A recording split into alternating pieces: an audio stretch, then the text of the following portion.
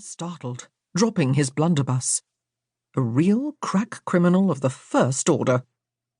Marcus reined Khan to a halt, dry dirt spraying the fallen weapon. The oaf bent at the waist, reaching for it. "I wouldn't do that." Marcus cocked his pistol, and moonlight bounced off polished steel. The man righted himself. "Who are ye?" "Lord Marcus Bowles at your service."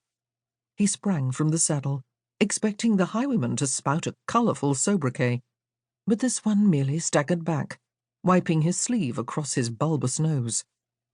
A quick scan of the tree-lined gully showed no one lurking. Further out, a trio of stone cottages hunkered by a stone wall, their windows dark. Everything was stark and quiet, save the skirling wind. The coachman snatched his hat off the ground and whacked it against his leg. Head cocked, Marcus sized up the highwayman. The youth was tall, but barely old enough to strop a razor. "My blunderbuss! I need it back!" Marcus stepped on the brass barrel, a whiff of Irish stout coming off the youth. "I'm not in the habit of handing over pistols to highwaymen." "Horatio! A highwayman!" The coachman wheezed curt laughter. "Why, he's the Jolly Sheep's hostler come to fix a broken brace on my coach." He swung his lantern around. "See, there!" Light glowed over village names, painted on garish yellow panels. The stage stops from London to Edinburgh. The tired vehicle listed to one side, a broken leather strap dangling off the front axle. Marcus peered at the driver. "Since when do hostlers point pistols at coachmen?" Cottony wisps of hair haloed the old man's head. His lined face pinched. "Well now, there was a wee problem. Horatio was a bit of a waddlehead, being deep in his cups and all. But he's a good lad, he is. A kiss!" Horatio's sotted voice boomed. "That's all I wanted." Marcus cringed. "You wanted to kiss the coachman?" The women tittered behind him. "Not him! Her!" The scarlet-faced hostler jabbed a grimy finger at the coach horses. A tall woman, cloaked in red, held the lead horse's bridle. No flesh was visible. Red gloves even covered her hands. The driver faced the hostler. "When a woman says no, you got to listen." Putting on his hat, he turned to Marcus. "I was telling him to go home when ye came riding." Marcus couldn't see the woman in red's eyes, but she took his measure, her stare a palpable plumb line from the horses to where he stood.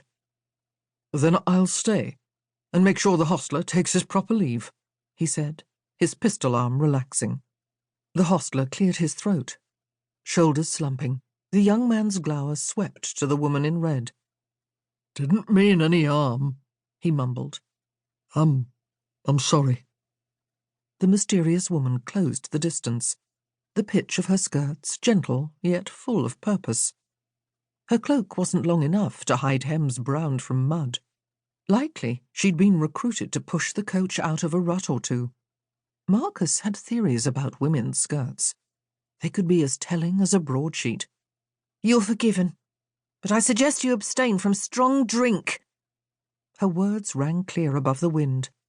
"You gave Mrs. Tubbs and Mrs. Farley a horrible fright." Marcus tucked a thumb in his waistcoat pocket. Interesting. She omitted any mention of her own fright. Her posture rigid, the woman in red could be a sergeant in a skirt, redressing an errant recruit, the watermark of a strict governess.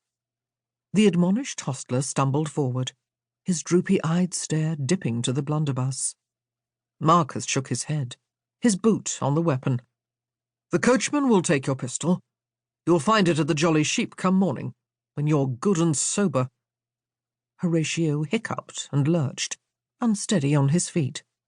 The old man stepped lively and wrapped an arm around him. "That's it, lad," the coachman said, his frame bending under the burden.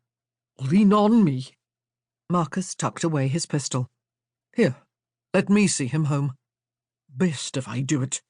He lives there." The driver nodded at the cottages. "Beyond those trees.